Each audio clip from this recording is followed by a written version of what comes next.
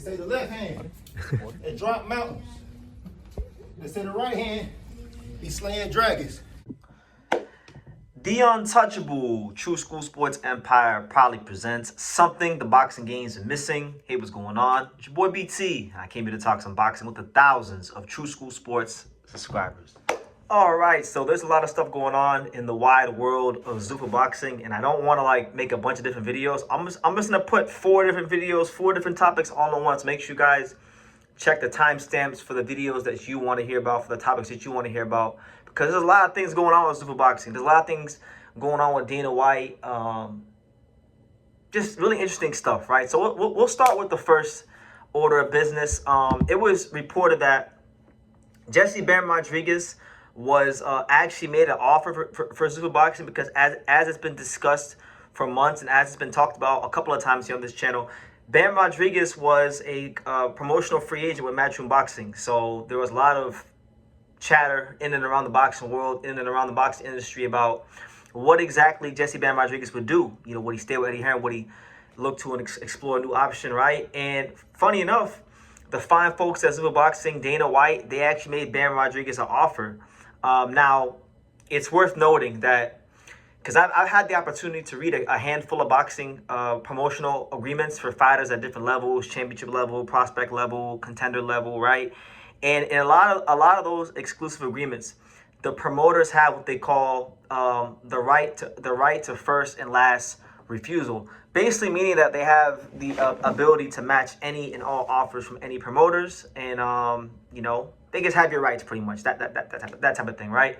So Bam Rodriguez was made an offer that was respectable. Robert Garcia had admitted that they liked the offer. They were happy with what Zuffa was offering, but he was very forthcoming with Eddie Hearn Matchroom Boxing. He said, look, we got this offer. It's a good offer, but if you match this offer, we'll stay with you. We want to stay at Matchroom Boxing. So that's what wound up happening. Eddie Hearn matched the offer. Bam Rodriguez is still, in fact, a Matchroom Boxing fighter. But look, already Zuffa Boxing is in the boxing marketplace, and they're forcing some of the top players in the game to match their offers for some of their top fighters. So, you know, it's one thing with Bam, because Bam, you know, he's one of the stars of the lighter weight categories, but the lighter weight categories don't pay out like, you know, welterweight, middleweight, heavyweight, them kind of weight classes. So it's a bit easier. We'll see what happens. I'm very curious to see when we have the same situation arise, when it's a star fighter at welterweight or light heavyweight or heavyweight, or, you know, just one of the glamour divisions. But Zuffa Boxing already, I feel like, is making an impact in the marketplace, right? So you have that aspect of it. That's one aspect of it. In other news, right, Edwin De Los Santos, he's signed a contract with Dana White, with the fine folks of Zuffa Boxing. He's probably, I would say, in my opinion, he's in the top 5. I don't know where I would rank Edwin De Los Santos, but he's definitely in the top 5 most known fighters that Zuffa Boxing has signed, because they have Opetaia, they have Raul Valenzuela, who's fighting this weekend. They have Sergey Boachuk. You know, they have some guys, but, you know, Edwin De Los Santos is a premier name in and around the lightweight division. You know, he had that fight with Shakur Stevenson. He knocked out Raul Valenzuela and really burst onto the scene. What was it, 4 years ago?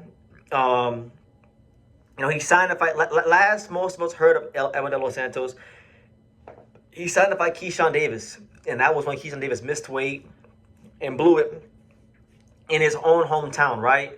So Edwin De Los Santos, since that fight, has just been fighting on these little shows in the Dominican Republic on this promotional company called Sean Boxing. They do a lot of shows over there. But this is a good look for him, because, again, like I say, Zuffa Boxing, I feel like there's plenty of reasons to criticize it. And I've delivered my fair share of criticisms. I actually have some criticisms to give in a future video. But like I said, there's a whole pool of fighters that are not going to get the luck of the draw and get any fair shake, you know, under the current structure, right? So I think for certain guys, for a certain pool of fighters, Zuffa Boxing will benefit them. I think Edwin is one of those guys, you know. And he's a fun fighter. I feel like he fits the description of what they're trying to bring to Paramount Plus and their platform. You know, he big time puncher. He can sharpshoot.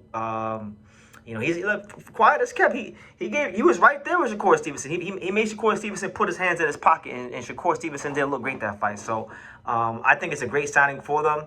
You're talking about, too, the possibility for Zuffa Boxing to do a rematch between Edwin De Los and Rob Valenzuela. I was there that night in L.A.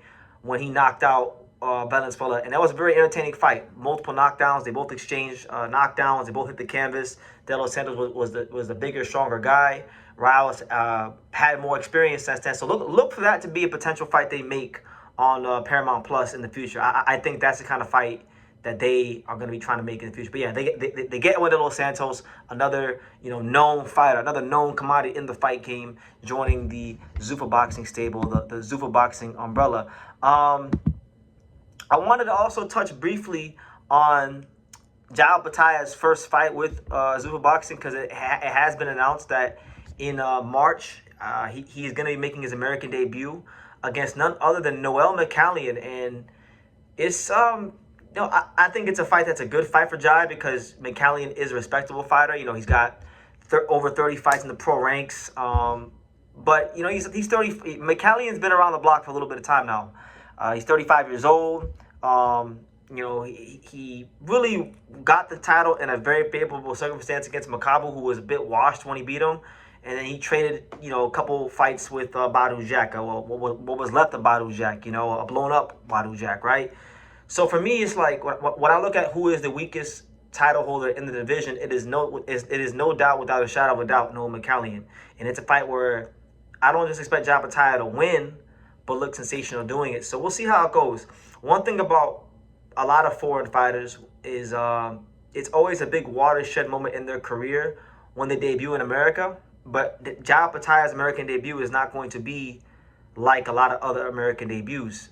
His American debut is going to be at the Apex, small venue, intimate crowd. There won't even be 1,000 people there. So I don't even class his American debut the way I would, other fighters like, Anthony Joshua made his American debut, or Prince Nassim Hamed, or other foreign fighters that have come here and fought in, big-time venues. You understand? So, yeah, I mean, to me, it's a pretty straightforward fight. Mikaelian has a good base, good 1-2. But Opetaia's got advantages of hand speed, hand speed, power, just all around the board. This fight really shouldn't even go past the 7th round. I think Opetaia should be beating the brakes out Mikaelian, and he should become your new unified IBF and WBC cruiserweight champion, which would, in fact, set him up for a potential David Benavidez, Zoldo Ramirez undisputed fight. Now, that's going to be very interesting, because Zuffa Boxing has said that they're going to allow Opetaia to unify the division, despite the fact that there has been talks from Dana White about the Zuffa Belt and how the Zuffa Belt means that you're the best in the world. So we'll see how it goes. Maybe David Benavidez fights on the Paramount Plus platform. That could be the master chess player from Dana White. We'll see how it goes. But yeah, I don't think it's a fight Opetaia should really struggle with too much, if I'm being honest. And then last but not least, in this whole little Zuffa Boxing wrap up here, you have Robert Merriwether III, very good young fighter. I've been knowing about, and I've been hearing about Robert Merriwether III for years. I've seen him train before. I know my boy Johnny knows him real well. He's been talking to me about Robert Merriwether III for years.